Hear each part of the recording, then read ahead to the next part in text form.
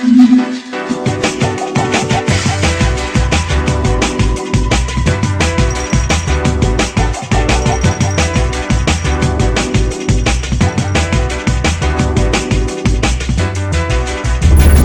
going to show you just how quickly and easily it is to get, how easy it is to get this tank off on this carb.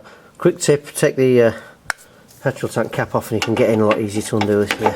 Just started undoing these. I've got a 13mm socket for this one and a 10 for the one on the front. We'll basically just back this all the way out.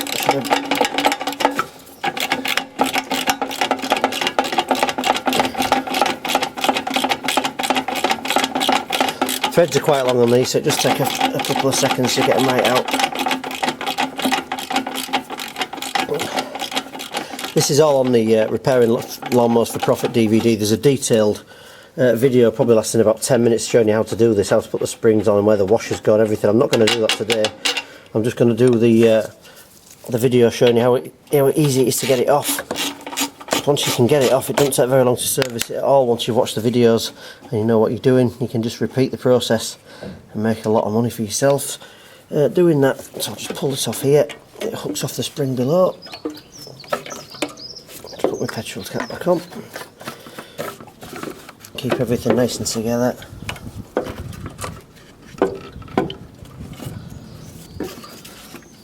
There we go. Wheel this to the side. You can see here I've now got access to this, the whole petrol tank, the whole carburetor, which I can clean off. You can see here what it's like on the back as well. Basically 6 screws I think there are to take this carburetor off, and I'm going to service that. As I said, I'm not going to film all that because it's I think it's even on my YouTube channel as well, how to service these as well. I'll try and put a link to that on the video, but it is on the DVDs as well. So I'm going to service that and we're going to put this mower back together. So I've got this cleaned up now, this petrol tank and this carburetor. As you can tell, it's looking quite a lot better inside and out. So I'm going to just I'll take it over with me. What I'm going to do before I put this back on is I'm just going to have a clean round in here. This is what a compressor is really good for as well. I could just spray this up with some cleaner. Before I took it all apart, and I've said this on previous videos, just clean it before you undo the screws and get everything out, save getting any mess in the carburetor. Get it as clean as you can and then take it apart is the best way to do it.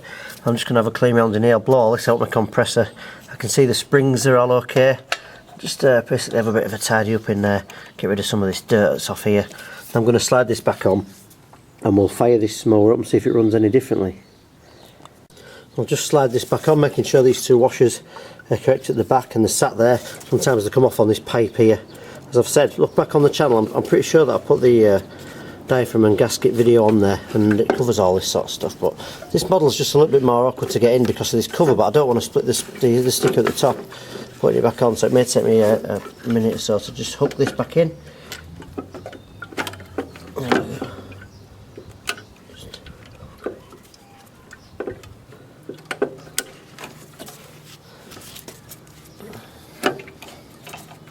Make sure everything's moving freely. As you can see here, all the springs are moving.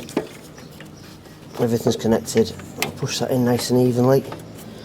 We'll just get a start on these 2 parts here. I've done this so many times now.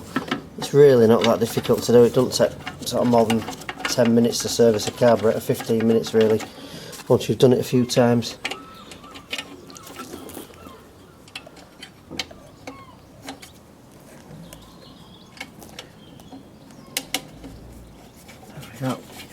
Get these started. Just all the time, just make sure everything's moving right. And I'll just tighten these 2 up and then we'll come back and try this mower. As you can see, everything's back together.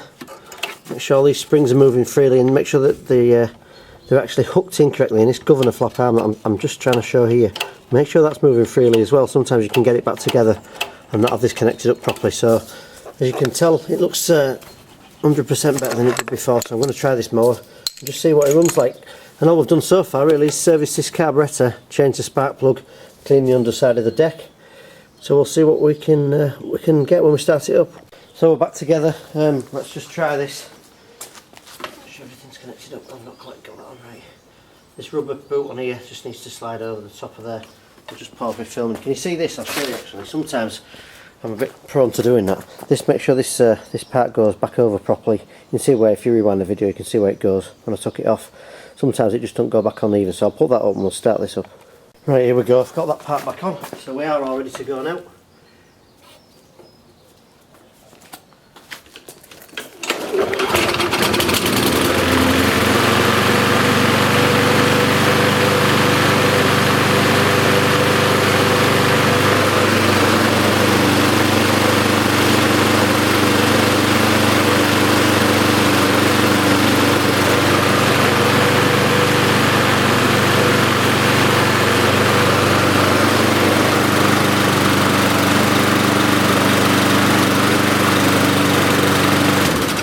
I think you'll agree with me, that's running a lot better than it did before. So on this occasion it wasn't just the air filter, it wasn't just the plug, sometimes it is.